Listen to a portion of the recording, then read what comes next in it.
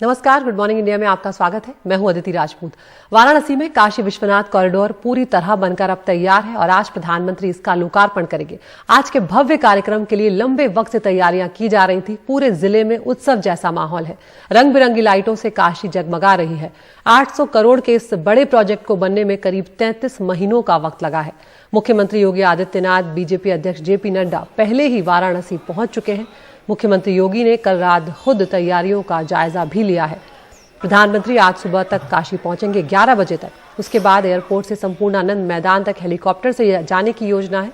वहां से काल भैरव के दर्शन करेंगे और उसके बाद खिड़कियां घाट जाएंगे, जहां से वो क्रूज में सवार होकर घाट के रास्ते कॉरिडोर में प्रवेश करेंगे। पूरा जो बनारस शहर है उसके अंदर चौराहों, सड़कों, इमारतों को झालरों से सजाया गया है। इस कार्यक्रम में कुछ राज्यों के मुख्यमंत्री और कुछ केंद्रीय मंत्री भी शिरकत करेंगे। और हम सीधा चल रहे हैं वाराणसी, जहां पर 80 घाट पर हमारे वरिष्ठ सहयोगी कमाल खान मौजूद हैं। कमाल, आप पिछले 2 दिनों से वहां पर लगातार तैयारियों का जायजा ले रहे हैं, लेकिन कल जब आप उस कॉरिडोर के अंदर थे तब भी फाइनल टच दिया ही जा रहा था, कारीगर अंदर काम कर रहे थे। क्या आज अब पूरी तरह से परिसर को खाली करा लिया गया है और स्वागत की तैयारियां हो चुकी है? और ये भी जानना चाहेंगे कमाल की कौन कौन सी नामी गिरामी हस्तियां आज शिरकत करने जा रही हैं? नहीं, देखिए ऐसा है, ये कॉरिडोर फेजेस में बन रहा है। उसका मंदिर कॉम्प्लेक्स का जो फेज है वो पूरा हो गया है, अंदर का कंस्ट्रक्शन पूरा हो गया है, लेकिन उसके जो बाहर के फेजेस, जिन फेजेस में बनना है, जो घाट से उसको कनेक्ट किया जा रहा है। जैसे हम जहाँ पे खड़े हुए हैं ये 80 घाट है। 80 घाट के इस तरफ जब हम आगे को बढ़ेंगे तो थोड़ा आगे जाकर के ललिता घाट है और मणिकर्णिका घाट है। तो ललिता घाट और मणिकर्णिका घाट के बीच का जो पूरा एरिया था उसको हटा दिया गया है। जितने भी भवन थे या सराय थे या दुकानें थीं या इस तरह की जितनी भी चीज़ें थीं उनको सबको हटा दिया गया है और उसके बीच से एक कॉरिडोर बनाया गया है जो नदी से होकर के अंदर मंदिर की तरफ जा रहा है। तो ये जो नदी की तरफ का ये सारा हिस्सा है ये बनना है और ये इसमें कई महीने लगेंगे, ये अभी नहीं बन पाएगा। लेकिन जो मंदिर कॉम्प्लेक्स है अंदर का हिस्सा मुकम्मल हो गया है और वहाँ पे प्रधानमंत्री आकर के इसका उद्घाटन कर देंगे। लेकिन ये जो पूरा कॉरिडोर है वो कंप्लीट नहीं होगा, उसका काम अभी महीनों चलेगा। बिल्कुल कमाल, यहाँ पर जब जिस तरह से कॉरिडोर के लिए तैयारियां की गई हैं, हम जानते हैं प्रधानमंत्री का संसदीय क्षेत्र भी यही है और युद्ध स्तर पर कॉरिडोर बनाने का काम किया गया। लेकिन पूरे अगर काशी की बात की जाए तो वहाँ के लोगों की राय क्या है, क्योंकि विकास के काम भी वहाँ पर हुए होंगे। क्या लोगों के भीतर इसको लेकर किस तरह की धारणा है?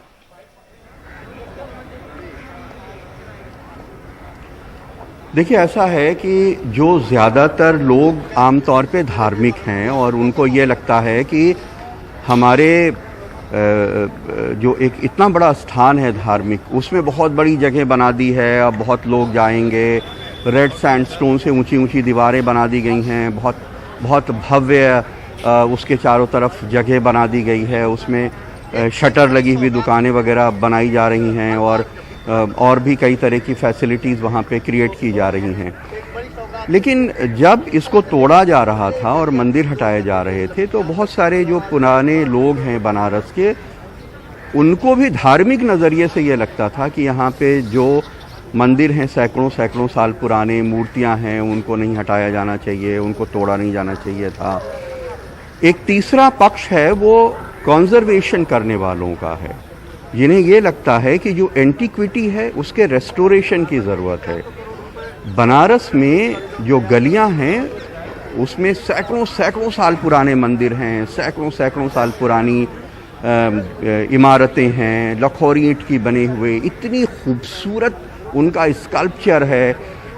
अभी हम जहाँ खड़े हैं इसके आगे एक नेपाल का मंदिर है जिसमें आप देखेंगे कि लकड़ी का ऐसा काम है जैसे नेपाल में भक्तिपुर में जो 16वीं-17वीं सदी के मंदिर बने हुए हैं लकड़ी के, उस तरह का लकड़ी का काम है। जिस तरह के खजुराहों में मूर्तियों में जिस तरह का डिपिक्शन है उस तरह के डिपिक्शन उन लकड़ी की मूर्तियों के अंदर आपको देखने को मिलेगा।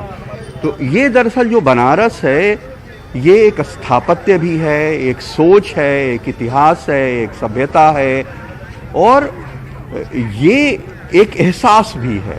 तो इसकी जो गलियां हैं इनके अंदर से गुजरने का जो एहसास है वो बहुत बड़ा है, उन पतली पतली गलियों को, उनकी खूबसूरती का, उनके पुरानेपन को देखने का। जी। तो जो कॉन्जर्वेशनिस्ट हैं, जाहिर सी बात है कि उनकी संख्या कम होगी, क्योंकि कॉन्जर्वेशन के लिहाज से कम लोग देखते हैं। उनको लगता है कि इसके रेस्टोरेशन की ज़रूरत है, इसको तोड़ करके बड़ा करने की ज़रूरत नहीं है। बिल्कुल कमाल।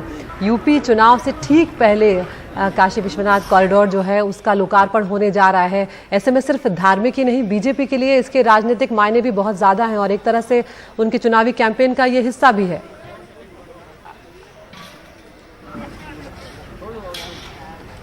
देखिए, जो एक सियासी सोच है वो ये है कि धर्म के नाम पे वोट जो है दो तरह से मिलता है। या तो अगर पोलराइजेशन हो जाए तो जो धर्म की संख्या ज़्यादा होगी उसको वोट मिलेगा।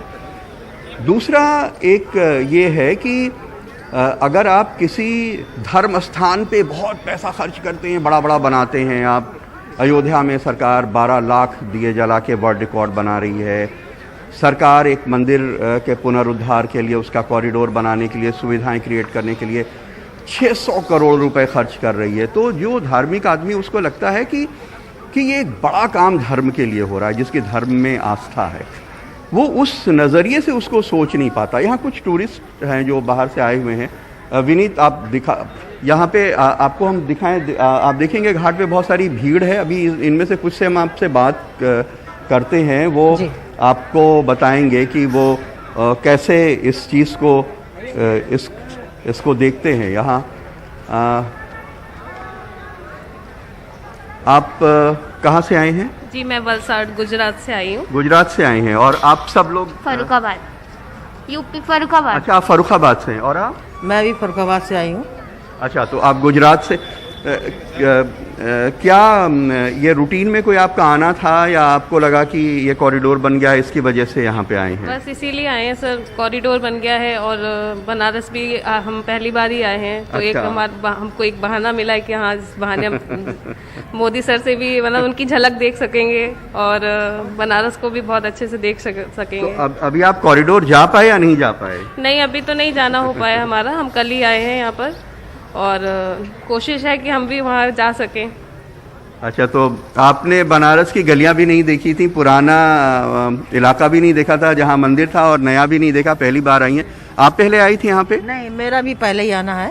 तो आप भी पहले बार ही आई हैं? घूमने आए हैं। आप लोग कहाँ से आए हैं? थोड़ा इधर आ जाएं। हम लोग बहालगंज से आए हैं, गोरखपुर जिला से। गोरखपुर से? तो आप तो यहाँ आते जाते रहे होंगे? जी, बराबर हम लोग आते हैं हर साल। तो आपने ये जो नया, आप लोग भी आ जाइए, ये तो जो नया आज हम लोग पूरे फैमिली के साथ आए हैं। जो कॉरिडोर बना, आपने इसको देखा या नहीं देखा? नहीं देखे, अभी फिर जो है जाने वाले हैं, अभी देखने वाले। अभी बन गया तो देख पाए या नहीं देख पाए? जी, देख पाए हैं। कैसा लग रहा है? बहुत अच्छा लग रहा है, जो कि बहुत भव्य, बहुत बढ़िया है। मोदी जी की कृपा है कि इतना बढ़िया काम हो गया। अच्छा, हाँ जी। तो क्या बदलाव महसूस कर रहे हैं? क्या अच्छा, आपको पहले से अच्छा क्या लग रहा है? रास्ते जो थे पहले जो है बहुत संकीर्ण थे, इसमें रास्ते पूरा जो कि बन गया, चौड़ा हो गया है, सुंदरीकरण हो गया है, सफाई हो गया है, हैं? ये सब देखकर बहुत अच्छा लग रहा है हम लोग। आप गई, देख लिया? हाँ, देखे हैं, बहुत पहले से अच्छा बन गया है। अच्छा बन गया? हाँ, अच्छा बन गया है। बिल्कुल। हाँ, हम भी पहली बार आए हैं। आप पहली बार आई हैं? तो आपने कुछ बनारस घूमा, घाट वाट देखे? हाँ, बहुत अच्छा बन गया पहले से।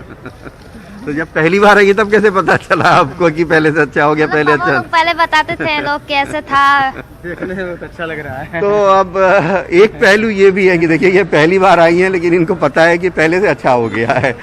तो एक आस्था का पहलू होता है, आदमी को लगता है, और उसका एक प्रचार भी होता है जो बहुत जरियों से होता है, जिसमें लोगों को लगता है कि कुछ बड़ा काम कर दिया गया। और जो धार्मिक लोग हैं, आस्थावान, उनको लगता है कि एक इतना बड़ा कॉम्प्लेक्स बन गया, इतनी बड़ी जगह बना दी गई है, अब उसमें ज़्यादा श्रद्धालु एक साथ चले जाएंगे। तो एक पहलू ये है, और एक पहलू वो है जो हमने आपको बताया कॉन्जर्वेशन का, कि दुनिया के तमाम ऐसे स्थान हैं जहाँ पे एक ईंट भी हटाई नहीं जा सकती, क्योंकि वो यूनेस्को के या किसी और ज़रिए से सरकारी का कानून है कि वो एक एंटीक्विटी है, उसको रेस्टोर करना है, उसमें उसको तब्दील नहीं कर सकते हैं। बिल्कुल। और बहुत शुक्रिया कमाल इस तमाम जानकारी के लिए। 12 ज्योतिर्लिंगों जो हैं उनमें से एक सबसे बड़े ज्योतिर्लिंगों में से एक है काशी विश्वनाथ, और अब वाराणसी जो है पूरी तरह से तैयार है आज कॉरिडोर के लोकार्पण के लिए। कुछ ही घंटों में प्रधानमंत्री यहाँ पहुंचेंगे और उसके बाद लोकार्पण का कार्यक्रम जो है वो शुरू होगा। हम आपके पास आते रहेंगे कमाल, बहुत शुक्रिया।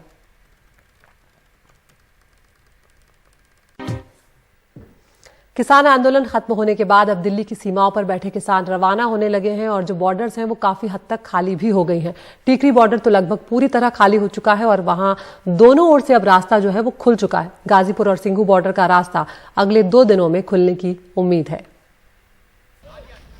दिल्ली के गाजीपुर बॉर्डर पर चारपाई से लेकर खाने का सामान तक किसान अब सब कुछ ट्रकों और ट्रैक्टरों में भरकर घर जा रहे हैं। आंदोलन के दौरान पिछले 1 साल, चाहे वो गर्मी हो या सर्दी या फिर बरसात, हर मौसम में किसान इसी सड़क पर बैठे रहे। इस दौरान आसपास रहने वाले लोग उनके परिवार का हिस्सा बन गए थे, तो सड़क उनका घर। लेकिन लंबी लड़ाई के बाद मिली जीत अब उन्हें घर बुला रही है। हालांकि इस रास्ते को पूरी तरह खुलने में अभी 2 दिन और लग जाएंगे। हाँ जी, 1 साल से ज़्यादा हो गया। अब घर जाने की तैयारी है, खुशी भी है, अच्छा भी लग रहा है, और सबसे बड़ी बात तो ये है कि सरकार ने हमारी बात मानी। एक बात का गम है, जो 700 किसान शहीद हो गए। जी। अगर पहले मान जाते तो ये काम ना होता। सिंघू बॉर्डर, जहां कुछ दिन पहले तक हजारों किसानों की भीड़ थी, वो अब खाली हो गई है। बहुत कम संख्या में किसान बचे हैं जो अपना सामान इकट्ठा कर रहे हैं। खास बात यह है कि किसानों की तरफ से 100 से ज्यादा वॉलंटियर हैं जो 20 से ज्यादा जेसीबी मशीन लेकर यहां की गंदगी और मलबे को हटा रहे हैं। पुलिस यहां अब तक खुद की बैरिकेडिंग और कंटीले तार नहीं हटा पाई है, लिहाजा रास्ता खुलने में अभी 2 दिन का वक्त लगेगा। किसानों का कहना है कि वो 15 दिसंबर तक पूरी तरह चले जाएंगे। सफाई आप लोग खुद करेंगे? हाँ, करके जाएंगे, जो लगाया तो करके भी जाएंगे। अच्छा अच्छा अच्छा। तभी सारा सामान ले जा रहे हैं ना, जो भी छोड़ कुछ नहीं रहे यहाँ। अच्छा अच्छा अच्छा, सब लगा रहे हैं जी। तो ये कल परसों तक दो दिन में अगर बाकी कोई रह जाएगा, 2 दिन के बाद ये बिल्कुल कंप्लीट हो जाएगा, खाली हो जाएगा। अच्छा। उधर दिल्ली से बहादुरगढ़ को जोड़ने वाले टीकरी बॉर्डर को किसानों ने रविवार को पूरी तरह से खाली कर दिया है और यहाँ दोनों तरफ की सड़क भी चालू हो गई है। किसानों ने बीते 1 साल में अपना आंदोलन भी जिम्मेदारी से चलाया और अब घर वापस भी वो जिम्मेदारी से जा रहे हैं। सड़कों की सफाई हो रही है, इसके साथ ही किसानों की धीरे धीरे यहाँ से विदाई हो रही है। सिंघू बॉर्डर से कैमरामैन मोहम्मद मुरसलीन के साथ मैं मुकेश सिंह, NDTV इंडिया। और अब आपको चंडीगढ़ लिए चलते हैं, जहां पर 3 दिनों का फ्लावर शो हुआ है और इस बार के शो की खास बात ये रही है कि इसे जीरो वेस्ट इवेंट बनाया गया है। इस दौरान पार्क के अंदर ना तो प्लास्टिक का ही इस्तेमाल हुआ और ना किसी और तरह के पैकेट्स का। ये पर्यावरण के प्रति लोगों को जागरूक करने की एक कोशिश भी रही।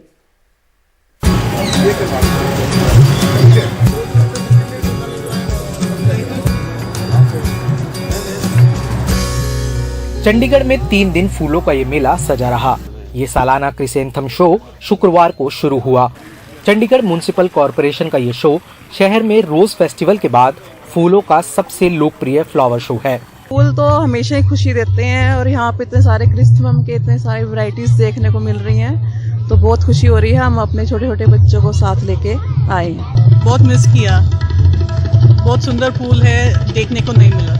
अभी बहुत डिफरेंट वैरायटी है, घर पे तो 1-2 वैरायटी मिलती है। ये बड़े बड़े स्पाइडर मम्स है, ये दूसरे पहले बार देख रहे हैं, ऐसे कुछ वैरायटीज हैं इसमें। फूलों के इस मेले में 200 से ज्यादा किस्म के फूल रखे गए।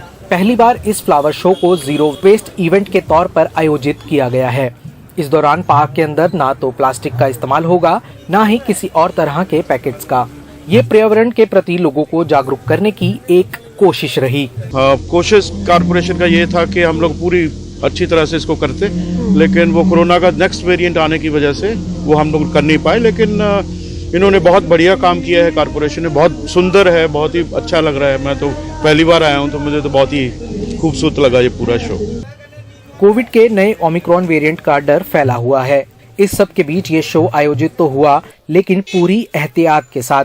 इस दौरान पार्क में आने वालों को सैनिटाइज किया गया और मास्क भी बांटे गए। चंडीगढ़ से मोहम्मद गजाली, NDTV इंडिया के लिए।